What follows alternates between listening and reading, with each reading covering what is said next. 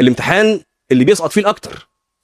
يعني عندنا قصه تقول لنا ان الامتحان ده سقط فيه التلتين ونجح التلت، 66% سقوط و33% نجاح. قصه مين؟ الابرص والاقرع والاعمى، 2 سقطوا وواحد نجح. مش كده؟ فكل المؤشرات بتقول ان السقوط اكتر. طيب فين اين النجاه؟ مش في انك تعاهد ربنا، النجاه في انك تتربى على المعاني، تتربى على البذل من وانت شاب كده، تتربى على البذل، تتربى على انك مش اهم حاجه انا. احنا هنتعلم من النمله النهارده الدرس ده، مش انا والطوفان من بعدي. مش لاقي سليمان جريت على بيتها ويولع النمل، مش كده. لازم تربي نفسك من دلوقتي في الحاجات البسيطه اللي في ايدك. ليه؟ علشان لما يجي لك الاكتر تكون اتعودت على ده، اتدربت على ده. قال وورث سليمان داود وقال يا أيها الناس علمنا منطق الطير وأوتينا من كل شيء إن هذا لهو الفضل المبين وحشر لسليمان جنوده من الجن والإنس والطير فهم يوزعون. يعني إيه يوزعون؟ طبعا وزع، الجذر اللغوي وزع جه في القرآن 5 مرات، منهم 3 مرات في سورة النمل، منهم مرتين في الآية دي. ماشي؟ اللي هي يوزعون وأوزعني أن أشكر نعمتك، أو يعني في تلك الآيات أقصد. طيب يوزعون، وزع هنا معناها إيه؟ يعني يحبس أولهم على آخرهم. إحنا عاوزين بقى دلوقتي هنفهم جيش سليمان ده كان عامل إزاي. فهم يوزعون، يعني يوزعون يحبسوا أولهم على آخرهم. يعني إيه يحبسوا أولهم على آخرهم؟ يعني إيه؟ هقول لكم يعني إيه. تخيل كده حضرتك رايح تعمل قلق في منطقة، ماشي؟ فالقلق يا دوبك إيه، محتاج 2 3 معاك. فرحت رايح جايب 2 3 من أصحابك وداخل إيه؟ المكان اللي هتتخانق فيه ده. هل هتحتاج كل شويه طول ما انت ماشي تقف وتبص على اصحابك وعشان ما هم 2 3؟ فانت ماشي مش محتاج لا تقف ولا تبص وراك ولا بتاع، احنا ماشيين مع بعض وخلاص، صح كده ولا ايه؟ لغايه ما توصل بقى وبعدين تبص وراك تلاقيهم ايه؟ ما جوش، تطحن وترجع ما انتش محتاج ده. طب النوش بقى اكبر من كده شويه، فجايب 1000 واحد،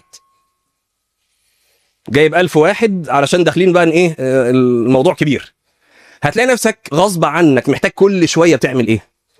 لا بتقف واستنوا يا جماعه اللي ورا، واستنوا طب يلا نتحرك، وبعد شويه بتضطر كمان شويه تقف، طب استنوا يا جماعه الناس، العدد كبر.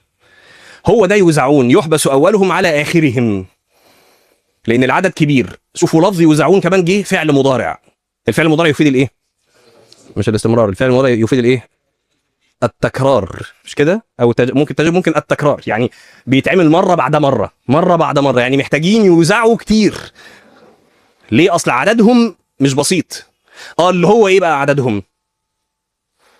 انا عاوز حد معلش يعمل لنا كده برضو، يبحث عن مثلا مساحه القاهره مثلا او مساحه اسكندريه. هاتوا مساحه القاهره واسكندريه، عاوزين نعرف مساحتهم، المساحه كام متر مربع او كام كيلو متر مربع. مما ورد في الإسرائيليات أن جيش سليمان، جيش سليمان كان 100 فرسخ في 100 فرسخ. الفرسخ ده اللي هو كام؟ 5 كيلو، هو 5 كيلو وشوية، خلوها 5 كيلو. فجيش سليمان اللي كان معاه كان يقف في مربع ضلعه طوله 500 كيلو. طبعا احنا مش مستوعبين قوي اللي انا بقوله ده، انا بقى هقول لكم عشان تستوعبوا يعني جزء من اللي انا بقوله. طريق مصر اسكندريه من البوابه للبوابه كام كيلو؟ هو اقل من ال 200، خلوها 200، خلوها 200. تخيل لو انا كده قلت لك في جيش عشان يقف محتاج مساحه قد طريق مصر اسكندريه طول في عرض. انتوا فاهمين احنا بنتكلم في عدد شكله ايه؟ ده عدد مرعب. خلي بالكم ده احنا بنتكلم في 200 في 200. هم قالوا 100 فرسخ 100 فرسخ، يعني 500 كيلو في 500 كيلو، 500 كيلو في 500 كيلو. حد جاب مساحه القاهره او اسكندريه؟ 3000.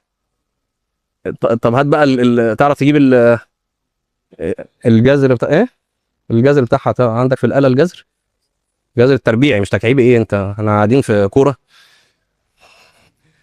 الجذر بتاع الرقم ده كام؟ مش مهم الجذر. طب اضرب 500 في 500 76. 5000 ايه 5000 دي؟ انت قلت كام؟ كام؟ 3085 والله. بس كده بتهيألي قليل قوي الرقم ده فعلا. ماشي، بتهيألي قليل. لا ماشي. المهم يعني هو رقم مرعب يعني الرقم المساحه اللي انا بقولها دي يا جماعه مساحه مرعبه. 500 كيلو 500 كيلو دي مساحه مرعبه. فده جيش سليمان. ماشي. حشر لسليمان جنوده من الجن والانس والطير فهم يوزعون يحبس اولهم على اخرهم عشان عددهم الضخم ده. حتى اذا اتوا على وادي النمل قالت نملة يا ايها النمل ادخلوا مساكنكم لا يحطمنكم سليمان وجنوده وهم لا يشعرون. وهذا هو المشهد العجيب. حتى اذا اتوا على وادي النمل، وكأن الوادي ده وادي معروف يا جماعه، لانه ما قالش حتى اذا اتوا على وادي نمل اي وادي، لا حتى اذا اتوا على وادي النمل كانه وادي معروف بعينه. خلاص، اما بقى لكثره النمل الذي فيه او المهم وادي معروف بعينه. عاوزين بس نقف هنا شويه ونتخيل بقى حياه النمل دي عامله ازاي، عشان بس برضه نفهم ايه وادي النمل ده. بصوا يا جماعه، النمل بيوته عجيبه جدا. يعني انا يعني الصوت بقى الصوت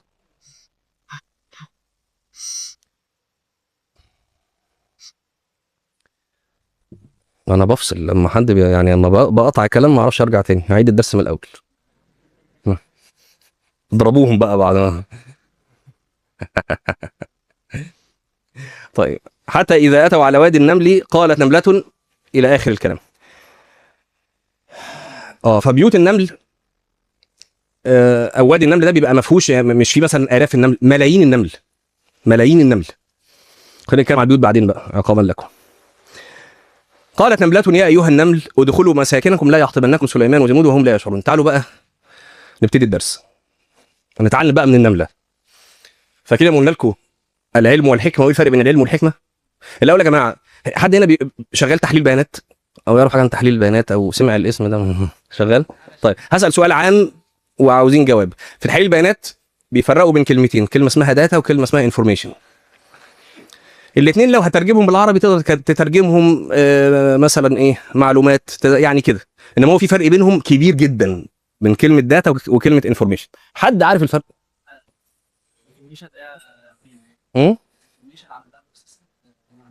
استاذ صح كده. الفرق بين كلمه داتا وكلمه انفورميشن ايه؟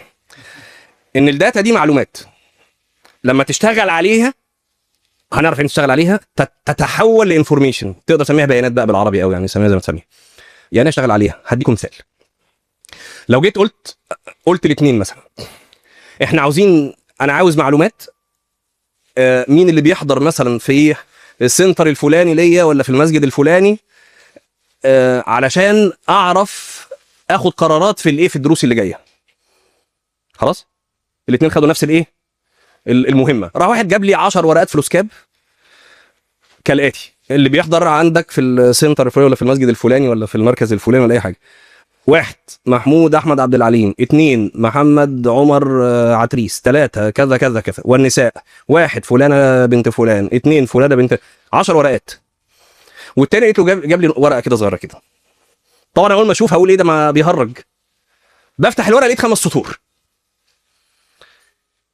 اللي بيحضر ليك في المكان الفلاني، المركز ولا المسجد ولا كذا ولا كذا، 80% رجال، 95% من مناطق مجاوره للمسجد، 70% من سن 18 لسن 25.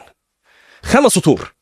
انا لو عاوز اخد قرار في الدروس اللي هديها، هعرف اخد قرار على ده ولا ده؟ الاول ولا الثاني؟ الثاني صح. طب انا هسالكم سؤال: الثاني عشان يوصل للورقه دي ال5 سطور دي، هو جاب المعلومات اللي الاول جابها ولا ما جابهاش؟ هو جابها نفس المعلومات، لكن هو عمل ايه بقى؟ بنسميها عالج تلك المعلومات او حللها او اشتغل عليها. يعني اشتغل على المعلومات. فاهمين دي؟ طيب بعد ما جاب لي بقى الورقه، فلقيت مثلا انه 80% من الحضور ذكور، ده كده انا عندي علم عندي علم ولا ما عنديش علم بالحضور؟ عندي علم. رحت عامل ايه؟ 20 درس في 20 اسبوع ورا بعض، مشاكل المرأة المسلمة. ايه رأيكم؟ هنا في علم لكن في حكمة؟ انا ما عنديش حكمة.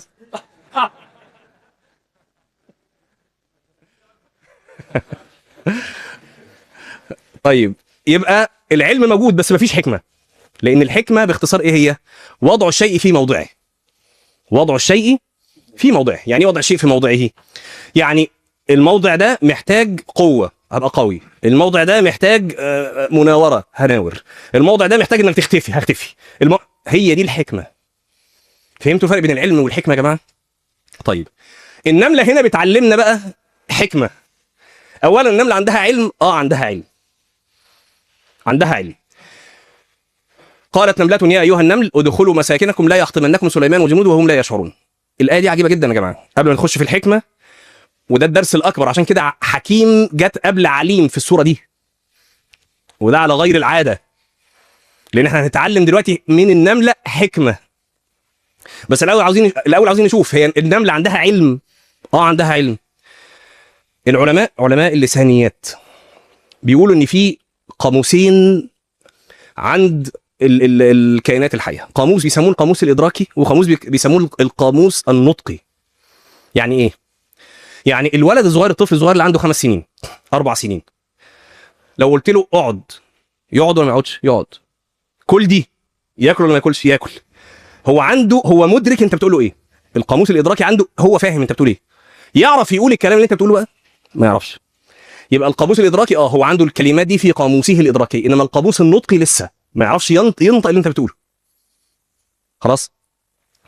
طيب كذلك مثلا لو عندك كلب مثلا، اقعد يقعد، نط ينط، تعالى يجي، يروح. يعرف يقول الكلمات اللي انت بتقولها؟ ما يعرفش يقول الكلمات اللي انت بتقولها، لكن هو مدرك انت بتقول ايه، فاهم انت بتقول ايه. طيب ويجوا بقى علماء اللسانيات اللي بيتكلموا في الحاجات دي، يبتدوا يشوفوا الحيوانات. هي الحيوانات يا ترى قاموسها الادراكي واصل لغايه فين، وقاموسها النطقي واصل لغايه فين، ويعملوا ابحاث. اللي درس منكم في اي حاجه خاصه باللغه، والابحاث اللي عملوها مع النحل عشان يفهموا النحله ادراكها واصل لفين وبتتكلم ولا ازاي، او يعني ازاي طريقه حوارها مع القران هنا يا جماعه بيقول لنا حاجه عجيبه جدا. القران بيقول لنا ان ممكن الحشره يبقى عندها ادراك عالي جدا، هنشوف ازاي دلوقتي، وكمان عندها كلام في درجه عاليه من الايه، من التفرقه، وهنشوف ده دلوقتي. خلاص؟ فالنمله اول حاجه هو عندها ادراك لايه بقى؟ تعالوا نشوف كده. قالت نمله يا ايها النمل ادخلوا مساكنكم لا يحطمنكم سليمان وجنوده وهم لا يشعرون. فالنمله اول حاجه هي ما قالتش ايه، يعني هي ما قالتش في اجسام كبيره جايه، لا، دي مميزه ان اللي جاي ده جيش، ومميزه ان الجيش ده له قائد، وميزت القائد بشخصه سليمان. كل ده النمله ادركته. شوفوا ادراك النمله واصل لفين. وميزت القائد من الجنود. انا اصلا لو قلت لك دلوقتي يعني في كلاب ماشيه، في 20 كلب ماشي، قلت لك تعرف تميز الذكر من الانثى؟ ما تعرفش. طب الكلاب دول قلت لك لهم قائد، فين هو؟ ما تعرفش انت تميز ده اصلا. يعني الحاجه اللي انت فاكرها سهله دي، لا، هو لما يختلف الجنس اللي بنتكلم عنه الموضوع صعب جدا. فادراك النمله ادراك عالي. وبعدين هي مدركه لده بس؟ لا، ده مدركه لكل ده، ومدركه وايه، وعارفه تصيغ الكلام ده كمان. يعني مش هي مدركه بس مش قادره تقول زي الطفل اللي عنده 4 سنين، لا، ده هي مدركه ده وعارفه ايه تتكلم بيه، عارفه تقوله. روح للهدهد، انا بس عشان هقول لكم مفاجاه في الاخر دلوقتي يعني. يبقى النمله الادراك بتاعها القاموس الادراكي عالي، القاموس النطقي عالي. الهدهد نفس الكلام. جئتك من ايه؟ من سبأ بنبأ يقين. ده عارف سبأ. يعني انت متخيل يعني الهدهد مثلا اللي طاير ده عارف ايه؟ انا دلوقتي فوق مثلا ايه، مدينه نصر، ودلوقتي خلصت مدينه نصر فدخلت على التجمع، وبعدين خرجت على المعادي. هو بيقول جئتك من سبأ. فهو عارف المكان اللي كان فيه بنبأ يقين. وبعدين اني وجدت امرأة، ده مميز للجنس، امرأة مش رجل، وبعدين مميز للوظيفة بتاعتها تملكهم، ده كله الهدهد مميزه. وبعدين قادر ينسب، يعني لما يبقى في عرش عظيم هو قادر يستوعب ان العرش ده عرش عظيم مش عرش عادي. كل ده الهدهد مدركه وعارف يصيغه. قادرين تفهموا ده يا جماعه؟ عشان كده بقى الآية التي ذكر الله عز وجل فيها دابة آخر الزمان جت في سورة ايه؟ في النمل، اللي هو شيء اللي انت ممكن تستعجبه. اذا وقع القول عليهم ايه؟ اخرجنا لهم دابة من الارض تكلمهم، مش كده؟ اللي هو شيء اللي انت ممكن تستعجبه، دابة وهتكلم وهتدرك وهتعرف ان ده مؤمن وده كافر. لما العجب؟ ادينا ضربنا لكم مثالين بحشرة وطائر، ادراكهم عالي جدا ونطقهم عالي جدا، عارفين يصيغوا اللي ادركوه. فهمتوا دي؟ طيب، فهنا النملة عندها العلم، وعندها نوعين العلم اهو، العلم الادراكي مدركه، والعلم كمان اللغوي النطقي قدرت تصيغ ده. حتى يا جماعه من العجيب هنا، يعني اللي المفسرين ذكروه، قالوا ان الايه دي من عجائب القران اصلا، من عجائب القران. ليه بقى؟ قالوا لانها النمله بلفظه ياه نادت، وبأيها نبهت. طبعا انت يا نداء، ايها ده لا تنبيه، يعني بقى ركز معايا، ده اللي هقوله لك ده ايه؟ حاجه. يا بيا نادت وايها نبهت.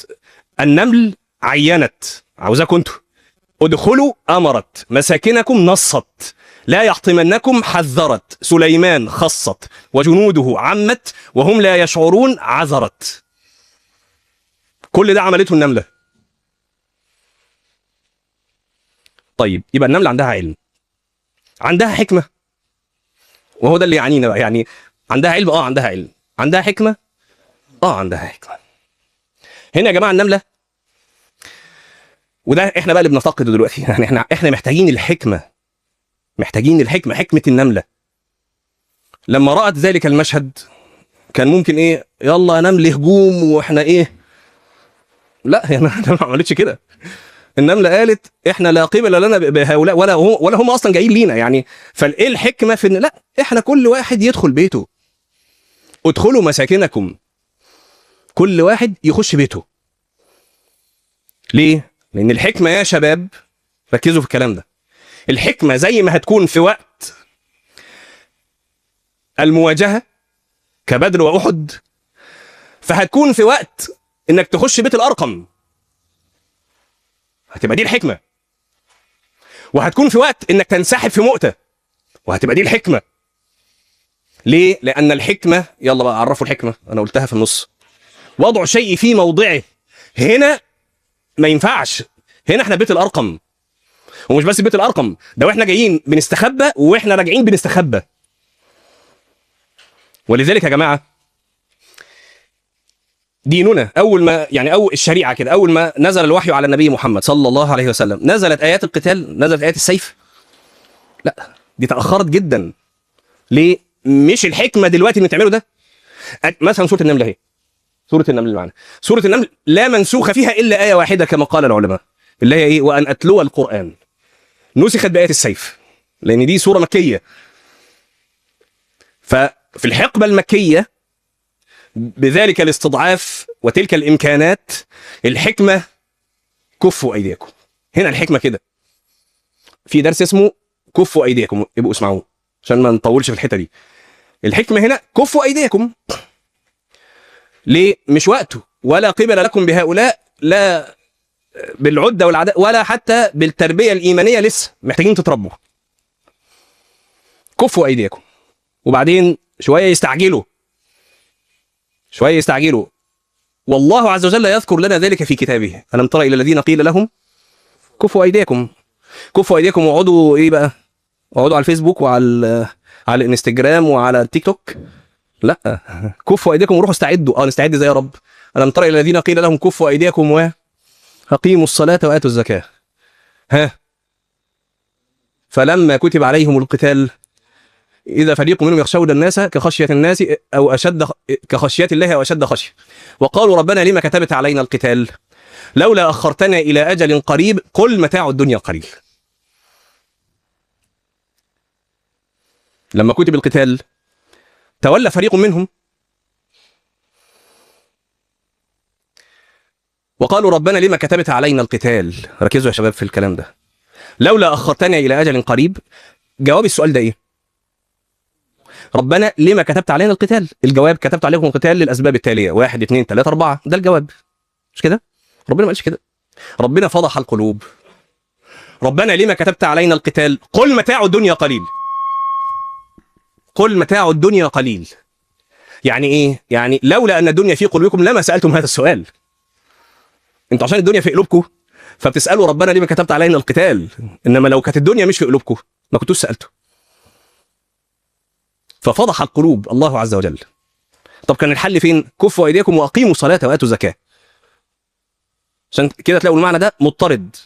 موسى عليه السلام مع فرعون، وعارفين بقى المواجهه اللي هتحصل. ربنا يقول ايه؟ واوحينا الى موسى واخيه ان تبوأ لقومكما بمصر بيوتا واجعلوا بيوتكم قبله واقيموا الصلاه. ختام الايه وبشر المؤمنين. محتاجين نتربى ايمانيا. فالمهم نرجع تاني. ففي وقت، تعالوا بقى نتعلم من النمله. في وقت محتاجين الحكمه دي. حكمه ايه؟ ادخلوا مساكنكم. في وقت محتاجين ده، وهذا فعلته النمله، كانت في غايه الحكمه. فده اول درس نتعلمه من النمله، علم وحكمه.